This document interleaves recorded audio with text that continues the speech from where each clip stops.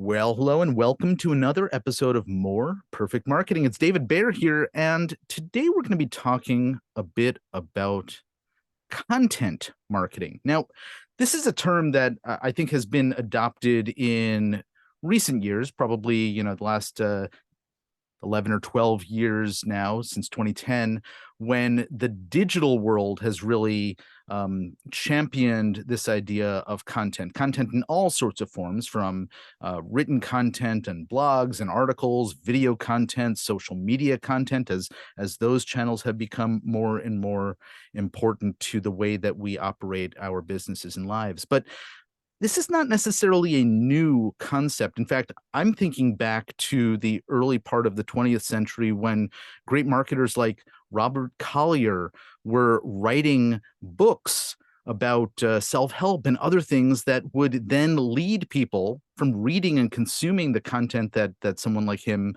or a business like his created and put out there to the next step in that relationship with a business where they might say, "Oh gosh, this is really interesting. I want to know more. I want to see how this business can help me." And so I think this is really just the current version of content marketing. But as you probably well know, we're in a much more fast-paced world than we were back in the early part of the 20th century.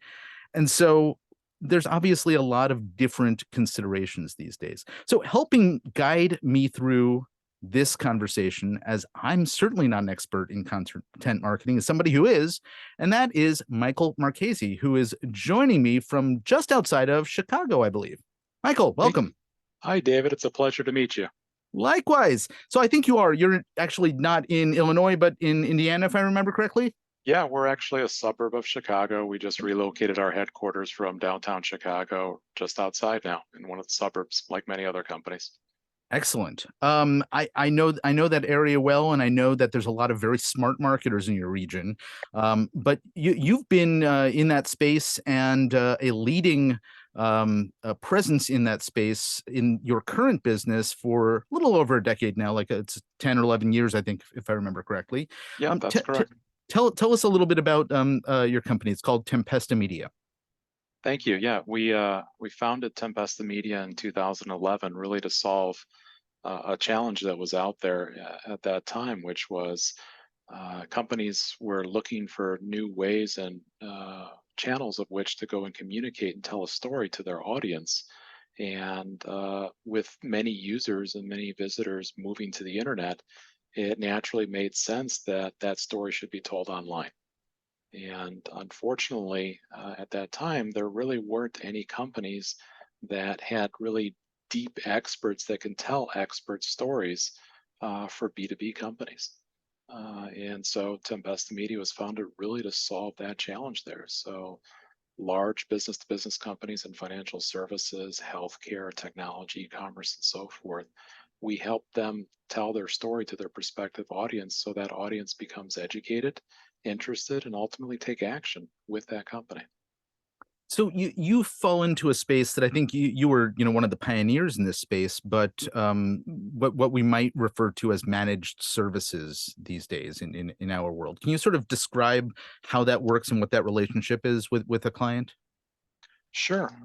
So much like in IT, imagine if you have your office, many companies at this point in size, especially smaller and mid-sized businesses, they really can't afford nor have the desire to go and have a full-time IT expert maintaining all the computers for all their staff.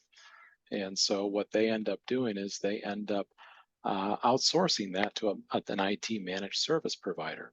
That same concept now applies within marketing and specifically content marketing. Many companies are not uh, they're not experts when it comes to content marketing, and they really need a trusted partner that can help manage the entire life cycle for them. And that's really where Tempesta Media has led the way.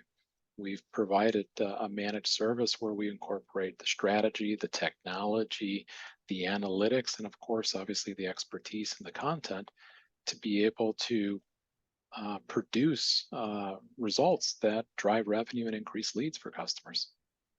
So I gave an outline a moment ago when we started our conversation about this, sort of the old school approach that Robert Collier and his contemporaries engaged in, which I think is an elementary version of what we're doing today. But I imagine some of the principles, the foundations are the same.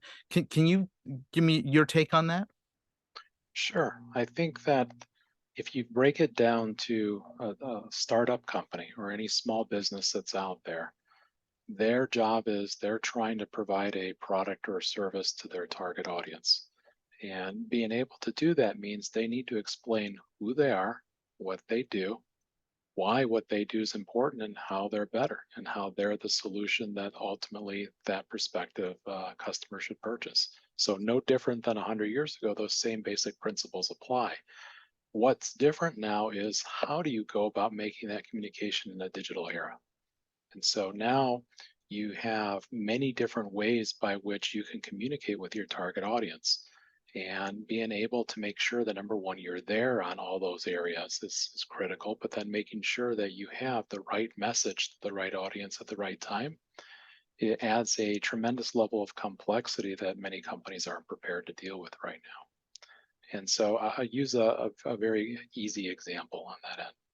If you are let's say you're a widget manufacturer and you have customers that are traditionally in your town and that's all you service is customers within that town, how you market to them is very straightforward because you have a simple product and you have a very defined audience in a very tight geographic area. Where we're at today is people can buy your products and services from anywhere around the world. And so being able to make sure that your message resonates with the right audiences in the right ways is absolutely important.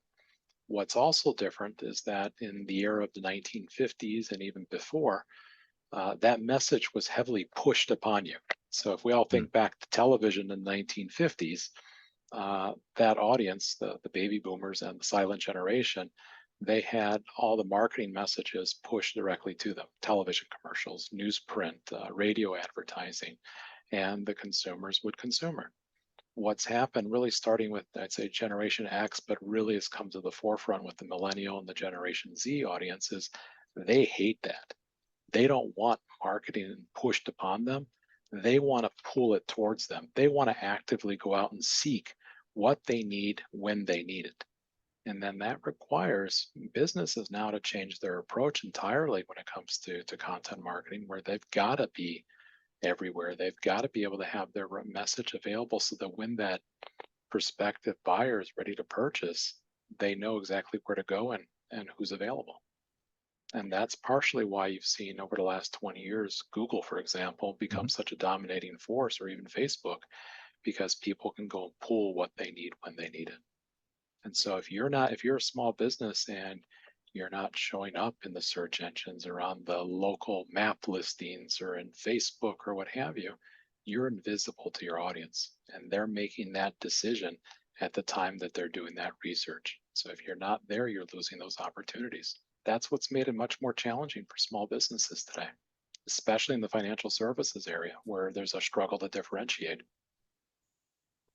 Okay, you brought up a bunch of interesting points. I'm going to try to circle back to some of them. Obviously, you were using the example of the 1950s, where here in the U.S., for example, we had three major television networks at that point, and so there was a very narrow range of places where people might encounter the marketing messages they saw right on those three That's right. stations, maybe a couple of local radio stations that they were consistently listening to, and their local paper that they subscribed to, and maybe a magazine or something.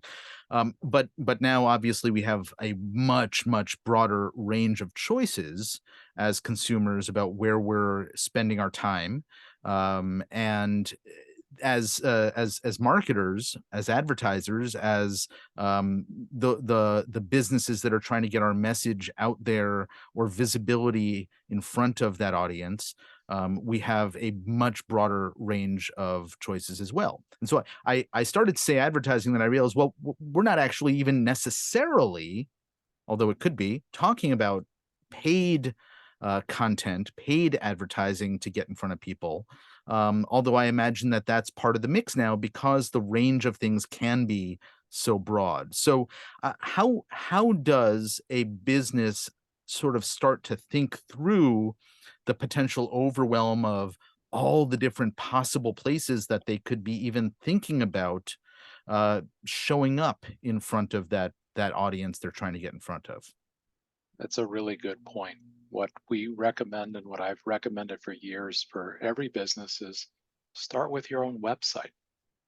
If your website isn't structured in a way that it's going to make it easy for people to find the information they need to make a decision, you're going to lose them. Master your own website and master the content on your website first. If you do that, you'll immediately start showing up in search engines in terms of results of what people are looking for. Once you have that mastered, now you can start progressing into other channels of distribution as part of a holistic marketing program. But for many companies, this sounds very intimidating and it's very scary because it's something new and very different. Start with your website, start with the content on your website, and build from there. So when you say start with a website, obviously there's a range of things that a business can think about doing on the website. And I'm assuming that when it comes to the area of content marketing and search engines picking up on content on a website, etc., that there are things that can be done on a website that are going to be of more value than others. What are those types of things that are important to really prioritize? That's a very good question. As we've looked at it and as our data has confirmed it, the first thing you want to do is make sure that the health of your site is optimal. And that means you need to make sure that your pages load quickly, that they work in different browsers, and they also work on mobile devices, specifically iOS as well as Android. That's the very first step. If you have that taken care of, then the next thing you want to get into is how do you structure your site? How are the pages labeled? How is the navigation that's set up? That helps make it easy for not only your visitors to understand and get to the information that they need, but it also informs the search engines how semantically your site is structured so they intelligently understand how to include the pages on your site in the search results. The third component of that, which is incredibly important, is make sure that you are now creating content. You're educating your audience and providing insights and value to them. Many times we've seen agencies and others, they'll write content and they'll try to put keywords in there that they want to use to make sure that they show up on. And that's something of the past. It may be of something that could have been done 10 years ago or 15 years ago. But today, because of the way technology's evolved and because the algorithms many of these search engines have and machine learning and AI, you really need to focus on providing deep, insightful, and thoughtful value in what you write. And whether that's a blog post, your press release, case studies, e-guides, white papers, or just basic website pages, it's always got to be putting your audience front and center, so that they understand what you're about and what your story is and how it could be of value to them. So content, as you're talking about it, is an opportunity to develop um, organic traffic to a site. You're mentioning search engines, for example, Right. and there's a constant argument within the marketing world about the time versus money and the investment of time to be able to realize what you're describing here, which is search engines prioritizing pages and bringing traffic naturally to a business's website. But at the same time, a business could make an investment of advertising dollars, which is what I was mentioning before. Well, Right. advertising could be part of this to drive that traffic to that very same content, and the content may play the same role. It's simply a different way in the door, perhaps, for the business. And I That's bring right. this up because I'd like to sort of get your take on what your perspective on these two approaches might be. But I also, have been spending a little bit of time going through some of the case studies that you list on your website, and there's a lot of discussion around things like referral sources from different places on the web as a result of the work that you're doing with clients on content and things like that. So there's a lot more complexity to the opportunity here than simply, am I going to invest in the search engine route or am I going to pay for the traffic? Yeah, I think that's a really good point. And while I'm trying to provide the basics for the audience here, content marketing is evolved, especially in the last 5 years, to be incredibly sophisticated. And it's quite different now in terms of tactics, technology, and approaches that you use for B2B companies versus B2C companies. That commonality between those two types of companies has really faded a lot. For our company, for example, we've invested millions of dollars in our technology platforms so that we can do what we do at scale efficiently. There's a million moving pieces. When a company thinks about a blog post, the first thing you think about is, oh, it's just a couple pages of content. It gets slapped up on my site, and magically people come. And maybe that might have been the case in 2003 or 2005, but today, every company is, whether they realize it or not, is actively competing on the internet for the audience and the prospects that are out there. And how you go about getting an edge on those companies, especially when there's only a limited number of search results for whatever terms you're trying to rank on or be associated with, means that there's a lot of competition, and that lot of competition requires significant investments in expertise, operational knowledge, and technology. And so much like we were talking about earlier with the computers and companies outsourcing them, computers, networks, and everything have become incredibly sophisticated. You have mobile devices, you have printers, you have network computers, cloud-based. No one person in a company can really keep up with that anymore. And so that's where you start to see specialization, and that's where you start to see outsourcing of the solution to various vendors that do that. The same thing is happening right now in marketing in general, but very specifically in content marketing. Because it's a high ROI channel to begin with, and actually one of the highest ROI channels from a direct response marketing perspective, means you have a lot of people that are competing to get those dollars. And it's increasing the sophistication and the cost of the channel. And so unless you are using, as I said, unless you've made those major investments in the technology, the people, and the expertise, the option is to go and work with a managed service provider or build it. I'm thinking about, a topic that we spend a lot of time discussing both here on the show and with the businesses we serve around how to distinguish yourself from the competition, and whether that's, you know, niching your business around a certain industry or solution, or it's specializing in a certain deliverable. How does that kind of specialization um, come into play when when dealing with content? Because I'm thinking, in terms of how the consumer, whether it's a B2B or B2C business, how the consumer is considering their search. And while I might be, looking for a solution, let's say it's a financial advisor who specializes in uh, university faculty, right? I can write and create lots of content for my site, or hire a company like yours to help with all of that content. But is the university professor going to be looking for content that's specific to who they are? Or how did those two pieces come together, I guess, is the question I'm asking. Sure. I think that it kind of gets back to what we were talking about between pull and push based marketing. And so when you're doing paid advertising, you are, in a sense, depending on the channel, you're trying to go and push your message to that audience in hopes that they're in the market to make that purchase right then and there. Versus content marketing, You have to make yourself available so that when they're ready, they'll come and seek you.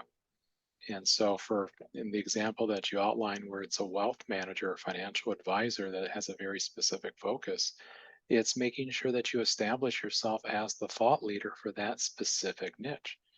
If you do that and you have a strong content distribution program coupled with the content that you're creating, you'll get to that right audience when they're ready to make that decision. So I'll use a very real example for that wealth manager. Let's say that they have some really good insights into how pensions tax treatments are going to change in 2023.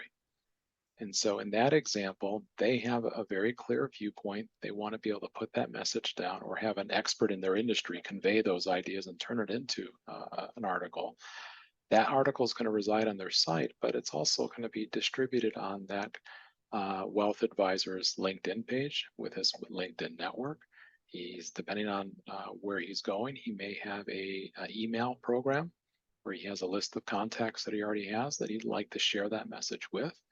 And there may be certain events and other things that those types of university pension fund administrators congregate around. Being able to integrate those different distribution mechanisms where they, for example, they may be creating it as a handout that they give to those people that stop by the booth or attend that show. Having those different distribution mechanisms are ways of amplifying the return on investment on that content, but you have to first start off by having that content. So you raised a really interesting point as you're talking about the different distribution channels, and obviously, a an article that is showing up on LinkedIn or on a blog is potentially going to be seen by somebody who's having their first encounter with that wealth manager. But the people who are on the email list, well, that's somebody who may already have a somewhat warm relationship with the business.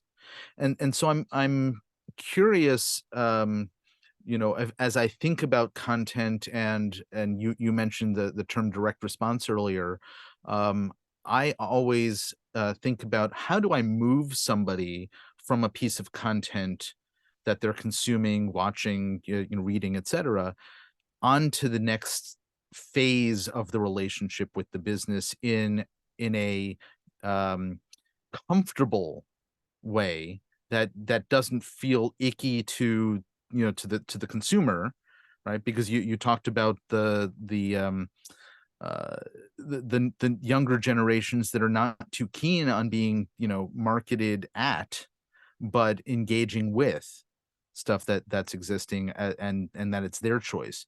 So sort of how does the content really play that role? And then it sounds like there's opportunity for content not just to make that connection initially with a business, but to continue to further that relationship. And so content plays roles in various levels of the relationship. That's absolutely correct. And so, for example, we're focusing in on the example of a wealth manager or financial advisor. The decision to go and move to a financial advisor is not an impulse decision. It's not like you go into the store and say, okay, do I want the cinnamon bubble gum or do I want the spearmint bubble gum? Instead, it's something that you do research on. You have to build trust in the potential person that you're going to be working with. And you have to view them as truly a thought leader, that they really know what they're doing, because you're going to be entrusting them with your money, or in the case we're talking about, the university's pension funds. Mhm. And so having that in place requires you to identify what type of content should be used for each phase of that life cycle. So much like in sales, where you go through awareness, interest, action, and then purchase, the content types of content fall into those different buckets as well. So, an example, a social media post that you put out or a blog post may help drive awareness about your company and get them to come to your site. Once they're there, you're probably going to want to show them other related content that helps them better educate themselves. And that could be case studies, it can be blog posts. But ultimately, what you want to do is, as they start to build trust with your company, you want them to commit a little bit more to you. And so their first commitment they made was they're clicking and coming to your site. That next commitment you want them to make is, hey, why don't you sign up and get a free guide or get some information or a webinar or what have you, or my podcast. That's the next stage of commitment where they're now giving you something in the case via email address or a little bit of their time. That moves them along. Then you get into things like nurturing content or sales calls or what have you, and you further develop them. Each area has content that needs to support that effort. It's either the driving force or it's a supporting force that goes with it. That's how companies are able to successfully take all those people that come to the site and ultimately get them to convert. It sounds like a lot of moving pieces, and I imagine that a business like yours exists because we've gotten so complex in what can happen, and for many businesses needs to happen in light of the way that people choose to go through their buying decision process, right? Sure. The stages of awareness that you mentioned. There may be some subtleties in that content, but obviously you want to be speaking to somebody in a different tone or or around different minutia of topic to depending on where they are in their consideration of moving forward, with the buying decision. Yeah, So I and what you're saying, David, is actually one of the key trends we see in 2023, which Mhm. is um, account-based marketing is now getting matched up with content marketing. And so you have to have a very segmented and personalized message and personalized content for each little micro segment that you're setting up of your audience in order to drive results. Because the costs, as you mentioned, are going up everywhere Yeah. and the ROIs are going down. So these are just one of the many things that um, financial advisors in your example, they need to do in order to be able to drive the results. There's over 10,000, look at this way, there's over 10,000 financial advisors just in the continental United States. Mhm. They're all competing for investment dollars. Now, they all have different niches or segmentations or geographic focuses that go with it, but regardless of whatever market, no matter how niche it is, there is always going to be competition there. And if those financial advisors don't make the investments in the marketing and really rely more on networking and relationships that go with it, over time, they are going to face an increasing competitive barrier to entry into these digital channels. And that will ultimately put them out of business, to be frank with you. So I it's think not we even yeah. not even a luxury of wanting to do it. It's basically your life, your business depends on building that foundation and building that asset now before it's too late. We've seen this, I think, in lots of industries, particularly in recent years, where there used to be a simplicity in the way that you can do business, right? And I've seen this in multi-generational financial firms where the parent started the firm back in the 70s or 80s, and the kid is now in the business, and you can't build the book of business the same way that the parent That's right. used to, They're in and run-up so mode. yeah. So clearly there's a lot of necessity here. I think as any financial advisor or any other, business owner who is uh, building a business around their expertise knows, there's not enough time in the day for them to become an expert at content marketing in addition to their area of expertise. And so I wonder in the last couple of minutes that we have together, if you can sort of walk us through, now that we understand the range of opportunity and complexity here, what it's like to sort of work with a company like yours to help support the content needs of a business. Sure. And I think the most important and where we start as a company is what are the strategic objectives you're trying to achieve?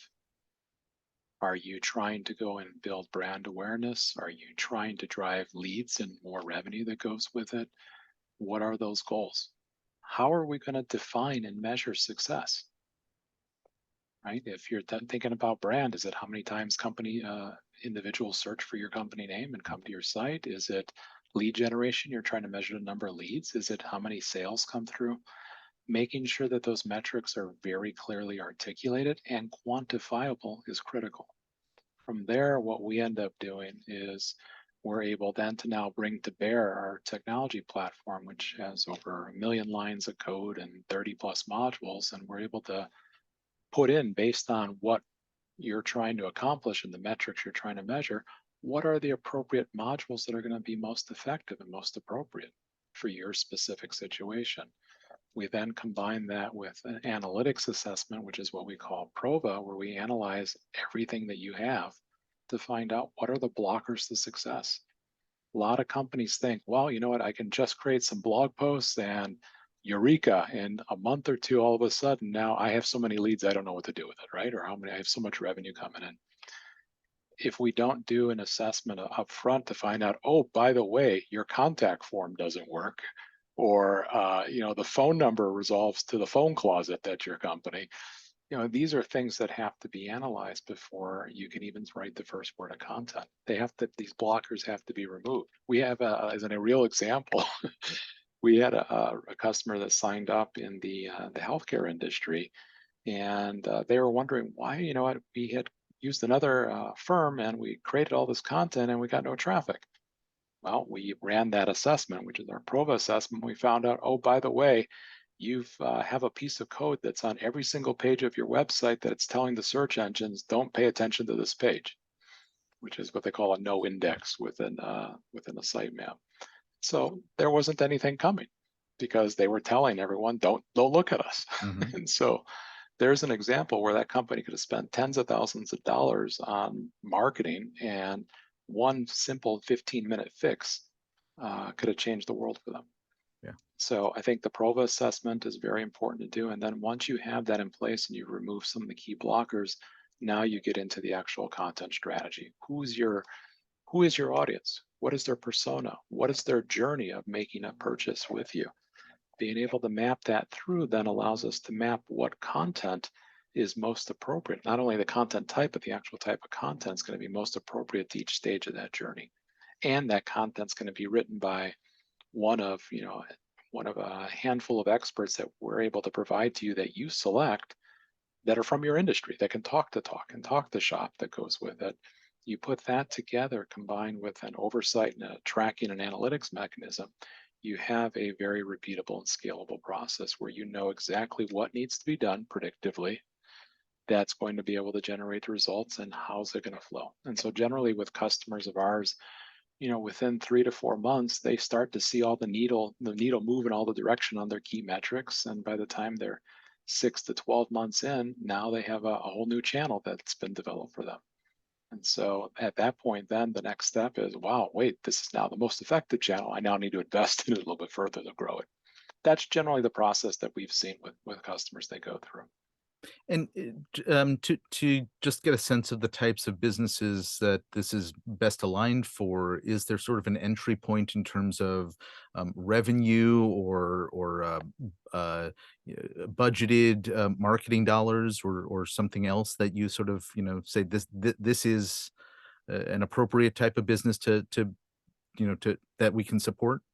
Sure. It's really going to range from industry to industry, but what we're seeing right now is that if you took all the businesses in the United States and you took all the money spent on marketing and advertising combined, somewhere between 8 and 12% of revenue.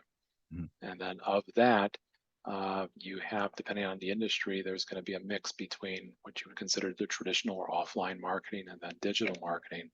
For content marketing, for B2B companies, and specifically ones in the financial services area, they're allocating up to 40% of their overall digital budget towards content marketing. And that's not data from us.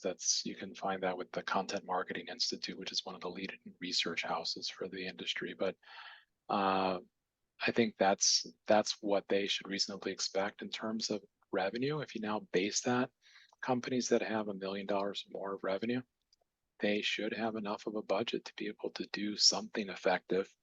It may be scaled down, but it's going to be effective in terms of ROI for their Yeah. company.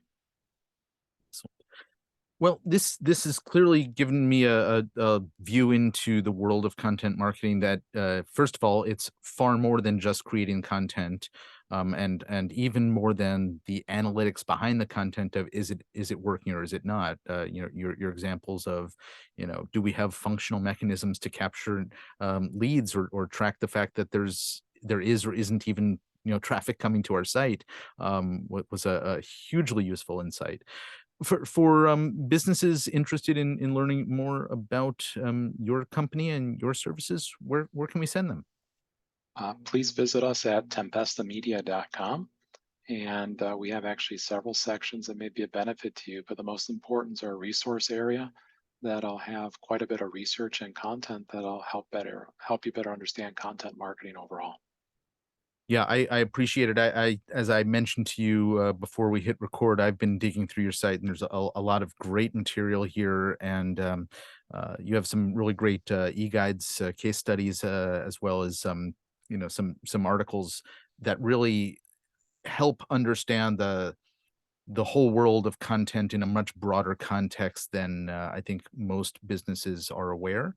And I think you've also done a great job at helping shed light on that during our conversation today. So, Much Michael appreciated, Marchese, David. yeah, thank you so very, very much for joining me for this conversation. Thank you. It's been a pleasure speaking with you, and I wish all your audience members much success in 2023. Excellent. Folks, thanks so much for hanging out with us. And if you know somebody who could benefit from listening to the conversation you just heard, please, by all means, pass it along. Until next time, I'm David Baer, and this is More Perfect Marketing. We'll see you again soon. Take care.